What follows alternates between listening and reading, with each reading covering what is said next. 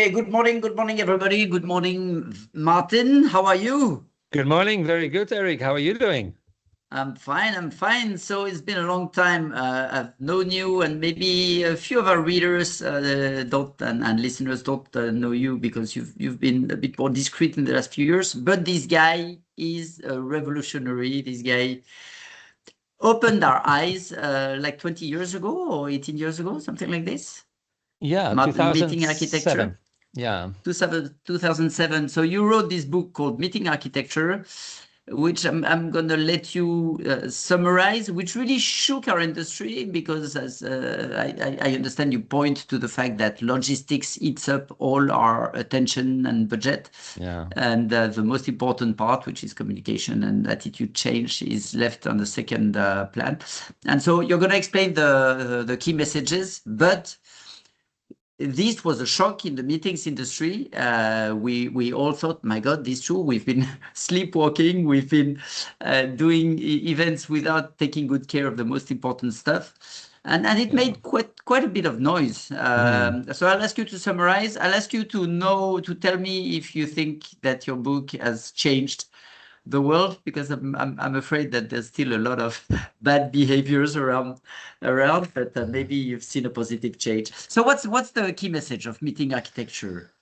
Yeah, key message is that there is a business that is important. It's about people. It's about people learning. It's about people meeting people. It's about people getting motivated in business, in associations, in groups of all kinds. So it emphasizes the gathering itself, not just the space around or the space for the gathering and the all important logistical side of meetings and gatherings, but it focuses on what's happening behind the doors when the doors are closed. And I think we've developed a lot since then. Also, I must say there were some meeting designers already, Scandinavia, Holland. There were some people really involved in how to design a meeting so it becomes better for the participants. So that's setting goals, measuring what is happening, and from there it becomes rather, I would say, complex. Because there are so many different participants, kinds of participants with different needs, and so you can do different things to support those needs. So it becomes a complex thing, and that is kind of maybe work for a meeting architect, like a separate discipline in a way. That was kind of the main message of the book. Okay, so there's two things here. One is that we dedicate insufficient time, research, budget to the important thing, which is what happens when the doors are closed, which is good communication, good networking, properly moderated. And in the book, I remember you talk about budgets, and maybe budgets is the best way to just prove the importance we give to content versus logistics. You were pointing to several conferences where the budget was more than 90% logistics, and maybe if you're lucky, you spend a few hundred euros on a speaker, or probably you just find somebody voluntary. That was an important part of the message, no? Yeah, and money is important because most gatherings don't have money, so that makes it difficult, or that's a challenge, and it remains important to have good results with the participants, in the minds of the participants. But the budget doesn't always allow it. 80% of gatherings are gatherings with no real budget, with no spare budget, for sure, and therefore this is now the time to think about what can we do for those 80% of meetings. Kind of most meetings don't have time, don't have budget, don't have the desire to measure impact, don't have the permission to measure impact, etc. So there is a new thing that we need to develop. What I try to do with my latest book is kind of, what can we do that is simple, cheap, easy to scale, and I came up with just one technique that changes everything. Which we're gonna get into in after. Just one last question, which is this thing of the architect. you were explaining that basically you got a team which does a bit of everything, and as an industry, we don't really have the figure of the person who doesn't think about logistics, who thinks about content, who understands people, who understands behaviors, and who dedicates a lot of time and some budget in finding speakers, moderators. The thing is that speakers, moderators, defining dynamics or workshop formats, maybe integrating technology. I'm not sure this profile, which it's easy to see how important it is. I'm not sure this profile is very frequent yet. How's your view on that? And is my description of a meeting architect correct? Yeah, more or less, I guess, the person that designing the meeting based on the objective.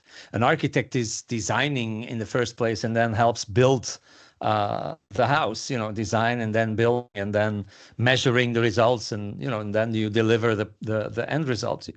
So the end result being, the measured a house that is standing there. In our case, it's not so easy to show something at the end of a conference.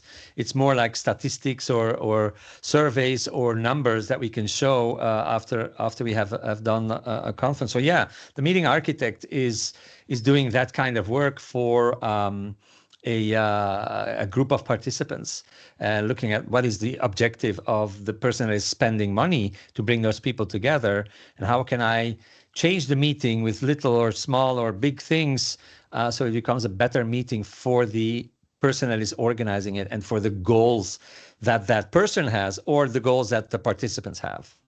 Okay. Well, one last before going to the CAT, which is the core message. We need more science. We would need, ideally, if we want to change people's behaviors, we need human sciences, we need psychology, we need sociology to know how people relate. Besides technology and formats, you find human sciences are something that is sorely lacking in our industry. Yeah, absolutely. And it's there, it's out there.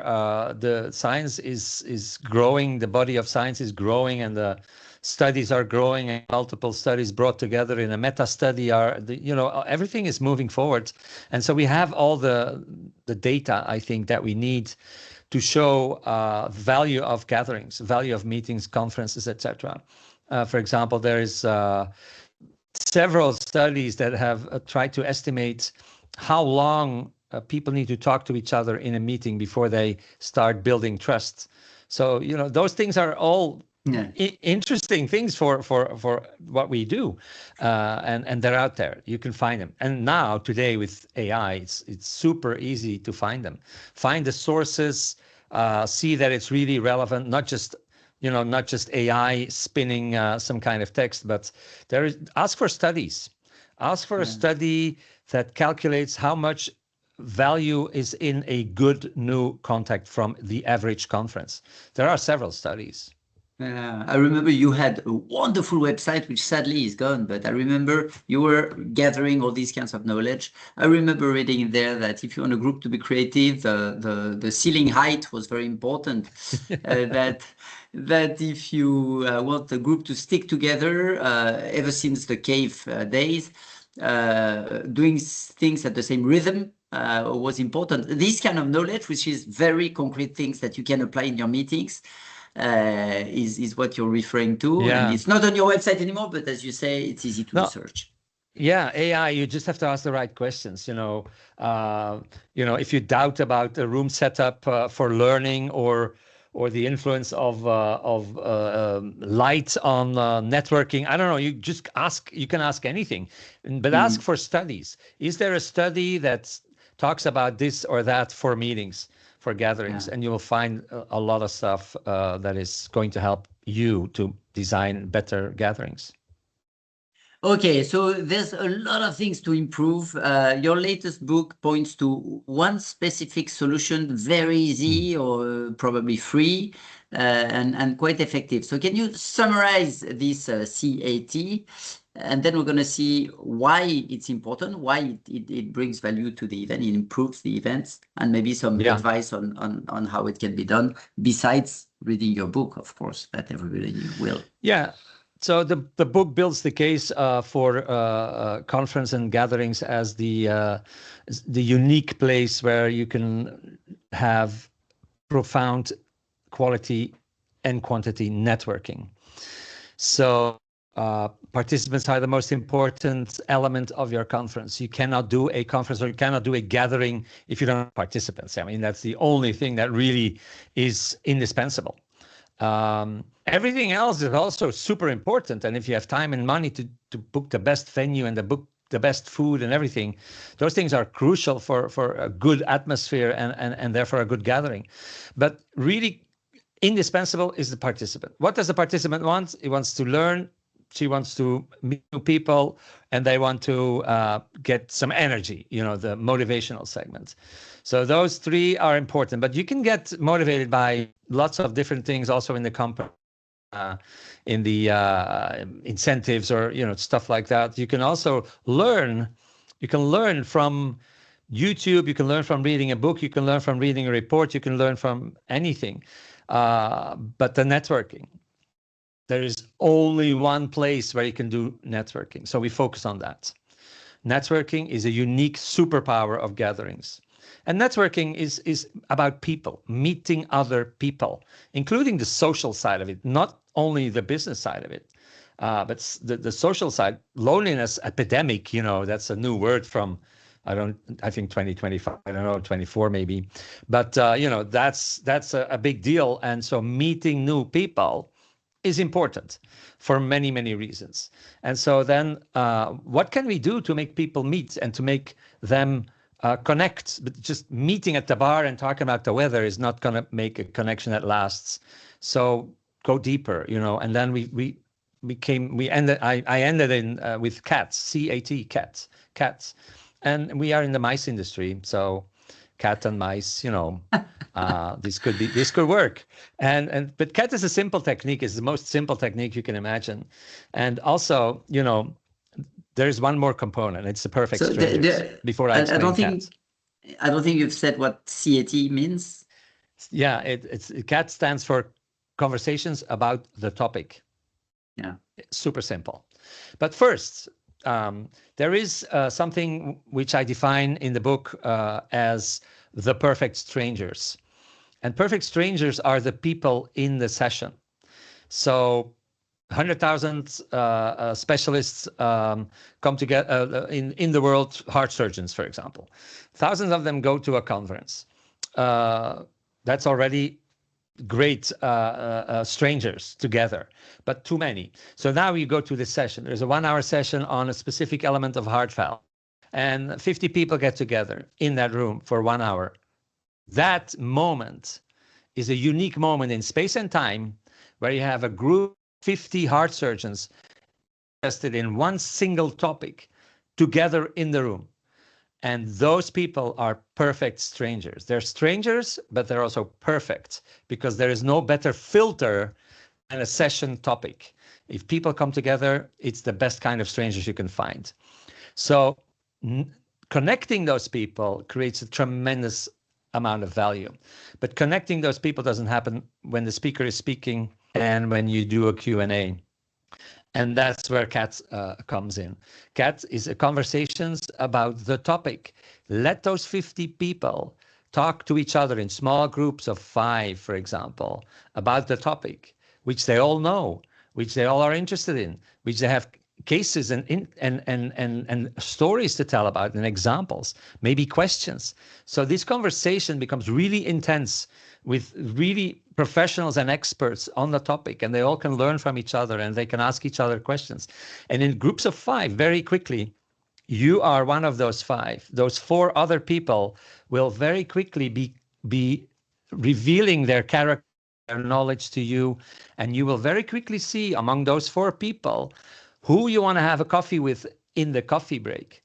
So instead of sending people, strangers still, to a coffee break after the session, the networking breaks, so-called networking break, we now have people that have had a conversation, maybe 2, maybe 3, of 5 minutes, maybe 7 minutes, maybe 10 minutes. And they already got to know each other and trust each other a little bit. So they talk to each other, maybe exchange business cards, go for a coffee. Yeah.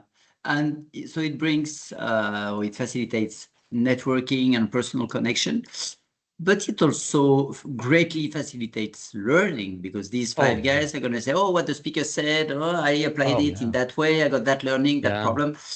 Yeah. We can even argue that one problem in our industry is that we've always thought that listening to a speaker would make us better professionals when we have to digest and process and share and debate Yeah. and work. Yeah.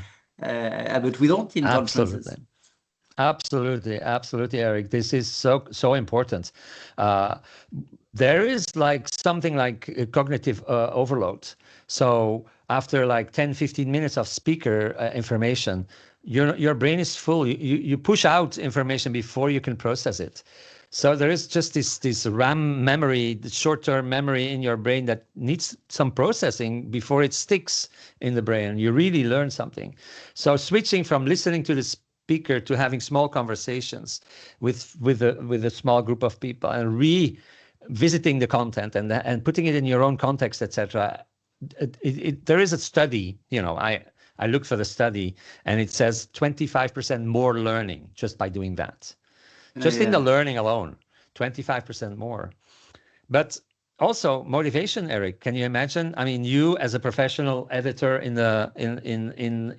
Spain, coming together with all kinds of editors, you are interested in what these people have to say. You like to hear what they say. You like to speak yourself about what you know. You like to answer somebody's question. It's motivational. It's intrinsic Yeah. Yeah. motivation that is in everybody's hearts to help peers. So you and your colleague publishers, let's say, love to help each other. That's just that's how we are. People working in the same company or people working in the same industry, they love to help each other. It's deeply motivating. That's another study. You can find it in my book. I have like 60 studies that I mention in the book, and but you can find stuff as well. So Mm. motivational, check the box. Learning, 25% plus, check the box. But then the networking. Yeah. Yeah, I mean, if you do this I just met four amazing people. We were talking, and I got to know one of them that I like. Imagine this conference has 20 sessions that I'm going to. That is 80 people. Yeah. Four times 20 is 80 people. And if one of them is of interest every time, that's like 20 new Yeah. valuable potential contacts. Maybe we exchange business cards. I mean, how many people do you meet at a conference that are really of interest to you and that you meet at the bar or in a coffee break? Because in the coffee break, I'm going to you, I'm going to talk to you, I'm going to talk to Gerrit, my friends, I'm talking to Ruud, to Mm. everybody that I know, and I don't meet new people anymore. So this is it's an explosion of new contacts. And then if Yeah. you look at the value that each of those brings, there's a high potential that the value of any presentation, any conference doubles uh, just by doing cats in every session. Yeah, you talk about motivation, about recognition, and it's true that the experience of going to a conference, you can see it today as an experience of making you feel worthless because the organizer basically tells you, "Hey, come in, shut up, listen to the guys who know, and I'm not gonna let you share any of your thoughts." And we need recognition to feel good about the conference. So this aspect of motivation, which is not the one we would think about, we would think more about maybe networking or maybe learning, is probably very, very powerful. I was there, I listened to interesting people, but I also said things that other people paid attention to. Yes, yes, it's very important for energy levels also. I mean, there's two things actually contradicting each other a little bit. Because some people really have there's not everybody. It's more like a minority group that is really intense when they have the opportunity to speak to colleagues around a table. They have they feel the urge to teach them as much as they can Mm. themselves. Maybe they should find a space where they can speaker, but this takes a lot of energy. So they have to take in the energy from the speaker, pay attention so they look stupid when they do the five-person conversations. And they are very intense in explaining, in helping other people, in answering questions, maybe asking questions. And they are very tired. at the end of a conference that does cats, which is a good sign because, but on the other side, you don't want people to be overloaded with information and not have enough energy left to process it. But on average, this works really well because you get waves of energy going down when the speaker is talking, people falling asleep, and energy going up again when they're talking to each other. Everybody wakes up and everybody is. So it's kind of a give and take in energy, and it's amazing, the impact that small, simple, easy to scale, low cost activity can have. Absolutely. It maybe even has one additional benefit, which is that if you're going to have to share it with other people, you pay more attention because, as you say, many people sleep or check their WhatsApp during the conferences. But if there's going to be a second part, maybe you're a bit more attentive. Yeah. It's funny because I interviewed Mike from Mike van der Vijver, Dutch. Yeah. You say. And he said among the networking advice that he has, he said, hey, we have to forget the table of 10 people because it's a very bad format. You end up probably talking to people on your right and on your left. And he gave the figure of 5, which hardly ever happens, but which probably, nobody is completely silent when there's 5 people, but when there's 10, some people are very silent. So it's probably is it a scientific number or is it just empirical? Yeah, if you again look it up. Is there a study that has an ideal number of participants for gatherings to also involve introverts? Because you want the introverts on board as well, because there's many of them out there and they have good ideas, but they don't speak up. In a group of 5, most people feel safe. As soon as you become 6, you can easily split into groups of 3, and then 7 becomes too big to speak. I mean, you can't. You have 5 minutes, and 7 people. It just doesn't. That's just too much. If you have 5 people and 5 minutes, everybody has like roughly a minute to speak. So the number 5 is a good number. Okay. So you don't need a specific moderator. Is it just about telling people, hey, share your thoughts, or is there more dynamic in your method? Yeah, there is. Of course, you can work with facilitators. I mean, if you have a facility, can pay for facilitators, have the time to organize facilitators, go ahead and please do. But we don't. All the money goes to logistics. We don't have. Most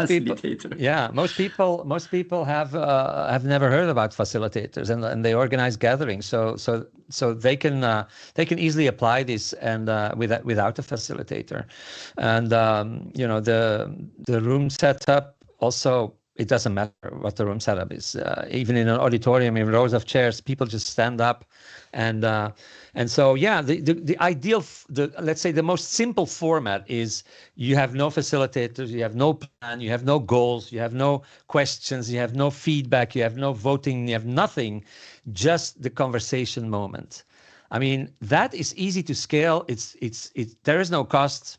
It's like Q&A, no cost, easy to scale. Everybody knows it. We just have to get to the point where everybody knows what cat is, and then people talk to each other, and just let them talk. And then if time's up, you take a glass and you take a spoon and you ring the bell, and then the speaker continues again. Ideally, I think a speaker gets 10 minutes, 10 minutes for the participants to speak, 10 minutes for the speaker, 10 minutes for participants, and there's an hour like that, for example.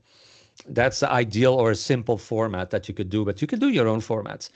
Do with voting, you can do with everything you want, technology, all you want, facilitators. But the simple, cheap, and still scalable format is CAT, just without any of those. It's doable. Yeah, you can do it for 1,000 people. It's as easy for 1,000 as for 150. Yeah, absolutely. So there's a problem in all these things of dynamics, of involved people. There's always been kind of a resistance because it's boring to be sitting down and listening to a speaker, but at least you're not going to have any problem. You're not going to look stupid. You do what you want. You check your messages. And when you tell people, okay, now you're going to have to, there's always, at least in the south of Europe, there's always oh no, my God, what will I have to do now? Yeah. Is it in your experience, is this format a way to kill this shame? Because, hey, don't worry, you're going to just be in small groups and you don't have to say amazing things. You just have to share your thoughts. In your experience, is it an easy format to implement when we know that some people, especially introverts you were talking about, are there? Oh, I don't want to be exposed in any way. Yeah, you will have a few people that don't join, depending on the setup, depending on how many people are in the room, depending on if there's a lot of empty space and there's one person sitting somewhere in the back. Some people will check out, but we're not going for perfect. We're going for improvement. So if you get, it's the same with voting. Not everybody votes. It's the same with feedback in an app. Not everybody texts a question or a feedback. So it's the same here. It's fine if only 80%, 90%, but I see 95, 98% of participants talking away to each other in medical conferences where the organizer said nobody wants to talk to each other, they come for the speaker. But if you give them the time, they will speak to each other. They will exchange business cards, which they don't have, so they write down their phone numbers. They will take selfies even. I have pictures of such tables that take selfies after just meeting each other for the first time, being perfect strangers when they walk in, and being future friends or research colleagues when they leave the meeting. So I think there will be people checking out. There will be instances where one person sits and is on his phone, but most people, when they're sitting close to each other, starting talking to each other, vast majority will join, even introverts, if you have small groups. So you have to have a slide on the screen. That's one of the tools you could use. Have a slide on the screen, said take 5 minutes to talk to each other about what you just heard, and then let people do, and they will. Yeah, there's one thing your method doesn't include, and I don't know if it's just to keep it simple or it's because it could be counterproductive. A lot of these dynamics, you say, okay, there has to be a group leader and he takes notes, and after that we're going to get the feedback from a couple of tables, which I've always found a bit artificial. Very seldom I've heard this, and then I listen to the feedback. So, oh my God, this is so powerful. So do you not include this just to keep it simple, low tech and low hassle, or do you think that it's better to not even have this and let people talk freely without thinking, oh, who's going to be the speaker and what are we going to say? Are we going to sound intelligent? Do you think it's better to stay at the group level? I think everybody that organizes a gathering can decide this for themselves. I think sometimes the unique power of a group is getting feedback out of them. If you have a speaker that wants to do that, or you have a facilitation that can do that, or you have a workshop and you allow people to write down or type in stuff and talk to each other and type in stuff, or talk to each other and vote. I mean, this can be so important for an organization to change strategy or whatever. But it's up to you. The base is without any of that. But you can build, you can use cats and make the most sophisticated, strategically organized, goal-oriented, output collecting gathering ever. But CAT is the base. If you don't have CAT, if you don't have conversations among participants, you're wasting a great opportunity for improving what is crucially important for all these participants, which is meeting new people, not just for the business, not just for the company, but also for their social life. If they know colleagues and maybe they have a drink on Friday evening after work, I mean, these friendships are more and more important because we're all on social media. And so, guys going out for a beer, or colleagues setting up maybe a Christmas party, which otherwise wouldn't have happened. I mean, people getting together, people, and having them getting to know each other by talking to each other about something that is close to their work, for example, at that moment, is the easiest way, the cheapest way, the most scalable way of getting people to know each other, to trust each other, to like each other. And that's crucially important for business, for structure, for culture, for the future, for society, for the company, for everything. What a waste, no? You were telling me about these 50 cardiologists. I think the combined knowledge of these 50 cardiologists is amazing, and they're going to come in the session, listen to probably interesting stuff, and go out. Yeah. And the only thing they will have done is listen to one guy when they could have gotten to know people, shared knowledge. It's a giant waste. Yeah, so I would totally agree with that. It is a wasted opportunity. I mean, it's a huge opportunity. Once in a lifetime. These 50 people will never be in the same room again. Never, never. So that's a unique moment in time where people are focused on a topic and they could so easily create value by getting to know each other. And yeah, I think we should do it. We should try it. We should move forward and implement CAT conversations about the topic. It's the easiest thing to do. Try it out, and you'll see the impact. You see the results.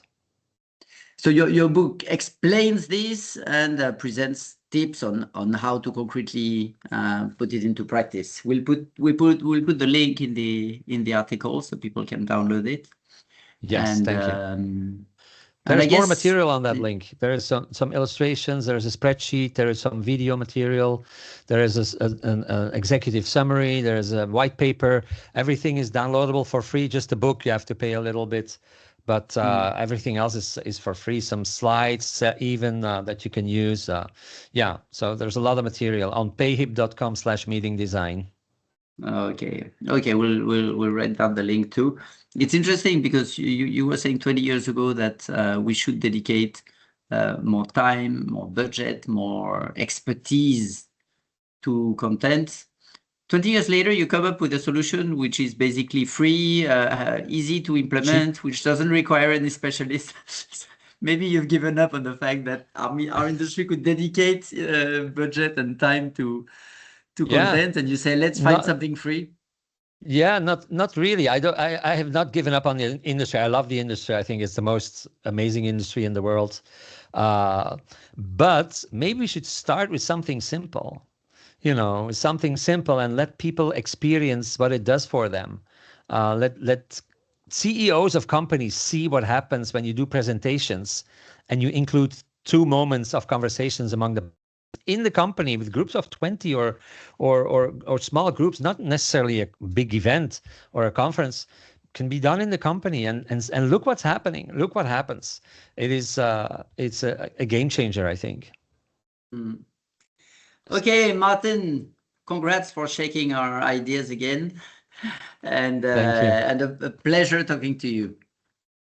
Pleasure is likewise. Thank you, Eric. It was great to see you again. Bye-bye. Bye. Okay, we'll see how we edit this. I delayed my meeting. It was great. It's true that it's thank you. Undisputable. Thank you. It's like, yeah, obviously this has to be done. Give me a couple of days and I will tell you what exactly we can publish, where, when. I think you have the link, but should I send it again quickly? Just the link to download, yes. Yeah. Yeah. payhip.com/meetingdesign. Yeah, it is crazy. It's crazy. I really this developed in parallel with my more complicated meeting architecture process. The whole meeting architecture process is so complex and so complicated. It takes like days to explain it. I mean, meeting planners don't have days to spend, they don't have spare days to learn all this. I think, most of them, many do. I mean, especially corporates from large companies, they have to report. So if they want to do a training of 2 days on meeting architecture process or any other process about meeting design, they can do it. Most meeting planners don't. Most meetings don't. Time, money, permission also. Permission to measure value of a meeting. You need the input from higher ups, and that's not always going to happen. Yeah. The big curse of our industry is that what happens today, the failure is not visible. And if you build a factory and it doesn't work, then everything is falling apart. You see it. Our industry, people come in, they're not engaged, they're a bit bored, but the food is good, so and people are happy to meet again. And so I think there's an invisible failure. Yeah. Failure remains invisible, and maybe that's why the higher ups maybe know this instinctively and are afraid to see the results if you start measuring. So because like people like Erling Hamza was very much into measuring, and I think it's possible, but most people don't get the input, the permission to measure. So it's really rare. Everybody, they go up to level 3 and 4, but level 5, financial value is really, really tough. And that's why I was consciously switching to, instead of developing this complex methodology, finding the simplest possible way of improving the highest possible, with the highest possible impact and the lowest possible cost. And I think I found it. Yeah, the ROI of your method is probably very high. But then we have a problem in Spain, at least. I really think there's a difference of culture between Spain and Northern Europe, which is the importance of food. I remember the EMEC in Copenhagen, which was a really nice event. And at midday, there were like square bread with cucumber in it. You wouldn't believe the reaction of Spanish people. It's like, I mean, I think you can bring them Jesus Christ to speak at a conference. If there's sandwiches with cucumber and the food was horrible, I must say. But so this thing of budget, it looks like the thing we won't make any sacrifices on is going to be the food, and the hotels and the logistics. Everything has to flow, and for a Spanish person, if you have 2,000 euro more in your event, it has to go to food rather than to the content. So and so that is important. That remains crucially important. And it's a factor in the success, but we have to also add cat. To create more value at the lowest possible cost, so you have more money for food, Yeah, hopefully. And I think, well, I guess I'm not going to change human beings or Spanish human beings, but food is just food. It's okay. It's a few minutes of pleasure or something which is in your mouth, and then you forget. I mean, you eat for more than a few minutes, maybe half an hour or 45 minutes, and that's it. It doesn't leave anything. The content, the knowledge, the relationships, that stays. So it's an impression. I mean, the impression is important. Food has always been food and drinks. If you visit, 10,000 years ago, if you visit a strange tribe and you are welcomed and they give you food, that is the ultimate demonstration of friendship or of love. And so this is evolutionary psychology in action. And evolutionary psychology, we cannot escape. We are all pre-programmed. And you and I may find food not super important and think, the food will end up in the sewage. But, it's the mental image, the mental impression that you make that is, doing the work here. So we have to accept it as important. Yeah, I guess so. That it reminds me of something that Yuval Noah Harari said recently. He was saying people wonder why we focus so much on migration and we don't care about climate change. And he was saying when we were in the caves, the stranger was the one who would come to kill us. So we are programmed for this. We are not programmed for climate change. We don't know how to process this, and we don't know how to process climate change. And the other one is a primal fear that's inside of us. That's why the fear of the different person is such an easy resource to activate. Totally. Anyway, All a right. pleasure talking to you, Maarten.